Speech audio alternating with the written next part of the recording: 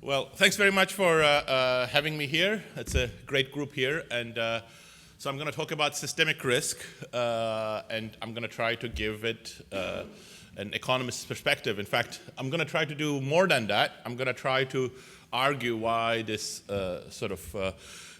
almost extinct species of economists in the area of thinking about finance and big data might actually be not totally ready to be shelved and dusted and mothballed yet. So let's see whether I can convince you. I'm sure you're a little skeptical of that. But so, the issue of systemic risk, whatever that means, and I'm sure everybody here might have a slightly different understanding of that, has been greatly rekindled, not just by the fact that we have great data, great tools for dealing with the data, but it's a key policy priority since the financial crisis, and it's been a very important ingredient for understanding the world. So here I have two quotations from two prominent people. I'm not going to read them, except summarizing. One is from Charles Prosser, former president of the Federal Reserve Bank of Philadelphia, saying everything that we're dealing with this financial crisis is about interconnections. The other one is by Alan Mulally, summarizing why sort of what you might call systemic risk in the context of the automobile industry is so important, explaining why Ford, even though they did not need any bailout money, were going to Washington, D.C. to campaign for General Motors and Chrysler, their deadly rivals for so many decades, to actually get money, because if they didn't do so, these two other companies would go bust. That would put pressure on their auto parts suppliers and dealers, and that would then translate into a really difficult situation for Ford. So, what does systemic risk mean? Well, I'm not going to spend my time here giving a very, very formal definition, but what I want to think about it is system-wide risk, meaning that there is some event or set of events that create a whole lot of correlated risk, difficulty, defaults, collapses, production drops in a system that might be consisting of firms, financial institutions, or other sets of economic units that are interacting in one way or another. Well, there are two ways in which you can think of this problem. I'm going to come back to this as I go along this short, brief talk. One is, for lack of a better term, I'm going to call dominoes. I think it tells the story. One domino falls, and then that creates a whole system-wide collapse in the dominoes. The original shock is very small, just a single domino, perhaps out of 1,000 falling. This is what you would call an idiosyncratic shock, but somehow the way that these dominoes are arranged, really badly in this instance because they're so close to each other, creates a mechanism for that one idiosyncratic little tiny shock to be translated into 1,000 dominoes falling one after the other. The other one could be just correlated disasters, like the ones that we've seen due to weather events, where many similar but large shocks hit many different parts of a system, and that would also, of course, call system-wide collapse. And the key problem in most instances of systemic risk is really to make sense of the first one, whether it could be distinguished from the second one, in which ways it's distinct, both empirically and theoretically. So in that respect, I'm going to try to answer the following ideas in this talk. I'm going to talk about networks and systemic risk.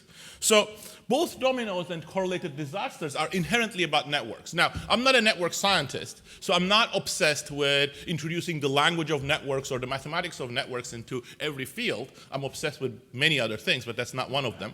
But the reason why I think this is important is that actually, as somebody who wasn't really thinking about networks, once I started thinking about many of these problems, both in finance, economics, and in other areas of social sciences, the language of networks becomes very useful, and that's what I'm going to try to sort of argue. And in fact, the language of networks has already sort of entered finance and financial thinking great. This is a fantastic speech by Andrew Haldane given in April 2009. I recommend everybody to read it. I think it's like 10 pages or something, 8, 9 pages.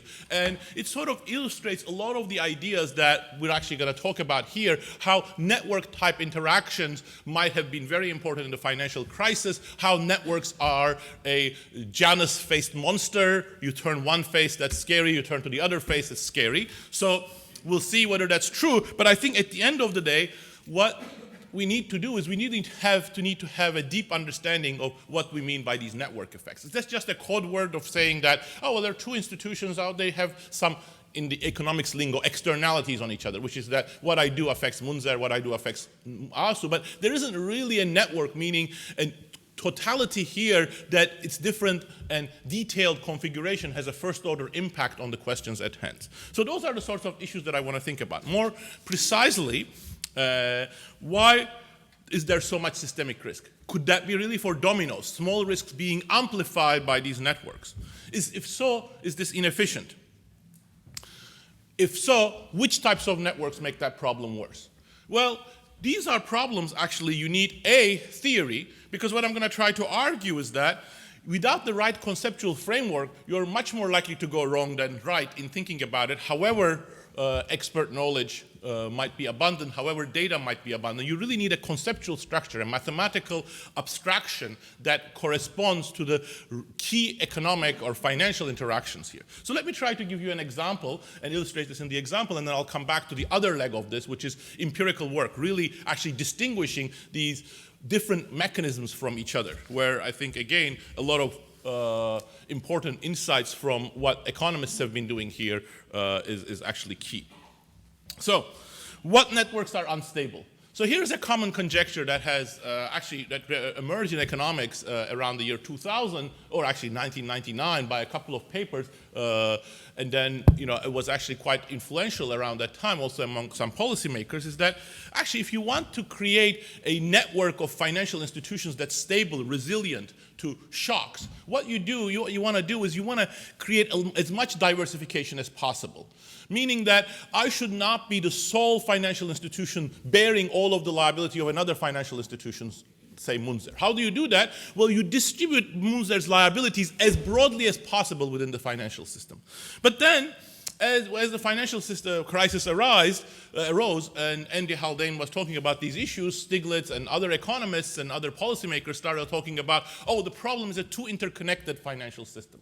It is that, Lehman is so interconnected that something that hits Lehman affects the rest of the system. So which one of these two perspectives are correct? Well, in fact, if you think about it for 2 minutes, they are literally the exact opposite of each other. When you create better diversification by spreading the risks, you are creating too many interconnections. So they can't both be right, or can they be? So to deal with that, you can't really start reasoning about this without having a well-structured, disciplined economic or mathematical model. So we first have to start with a theoretical mechanism. So let me choose something that I have done on this topic with Asu Özdaglar and Alireza Tahbaz-Salehi. Take the mechanism of counterparty risk. So imagine that what you have is a type of unsecured debt. Munzer has unsecured debt to me. I have unsecured debt to Elizabeth, and so on and so forth. There is this network.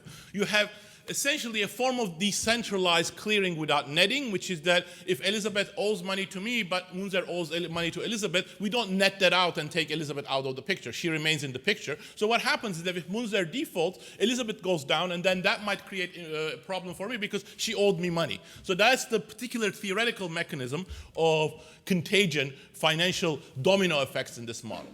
So this might also create the network effects that we were talking about. Second, once you've built a model like this, we start investigating whether the ideas that have been suggested, and that I think on the face of them, they do sound quite reasonable, whether they can actually make sense. So you ask these questions to the models to see what the model's answers to those questions are. So let's ask that. So which network structure? I'm trying to be as non-mathematical as possible, so I'm not giving you the equations, but I think the ideas are fairly simple. And so once we have this model, we ask the question, which network structures are the most unstable and stable? Why unstable meaning, which are the ones that are most susceptible to being hit by small shocks that could then spread and bring everybody down? And which ones are most stable, which means that in the worst case scenario or average case scenario, it doesn't seem to matter in this case, which ones are going to be pretty easy to ride out all of these small storms? Well, the answer turns out to depend very crucially on whether the shocks are small or large. It turns out that if the shocks are small in a very precise sense, which I'll tell you in 1 second, then the original common conjecture that I started, that diversification is good, is actually absolutely right. In fact, what you can show is that the worst possible network that you can construct is something that goes like dominoes, which is that Munzer is linked to Elizabeth, Elizabeth is linked to me, I'm linked to Asu is linked to Simon, and so on and so forth. So the shock just travels like a domino. The most stable, the most resilient network is the one where everybody's liabilities are shared equally among everybody else, so maximum diversification. But what happens when you keep on increasing the shock? For a while, nothing. Of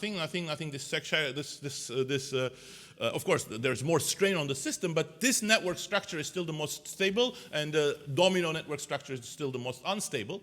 But then a sharp threshold comes. As soon as you go over that sharp threshold, everything gets turned on its head. Now, the complete network is the most unstable one of all, and what you would want to create are weakly connected networks, which means islands of financial institutions that trade a lot with each other. They have liabilities and assets, but they have weak links to the rest of the system.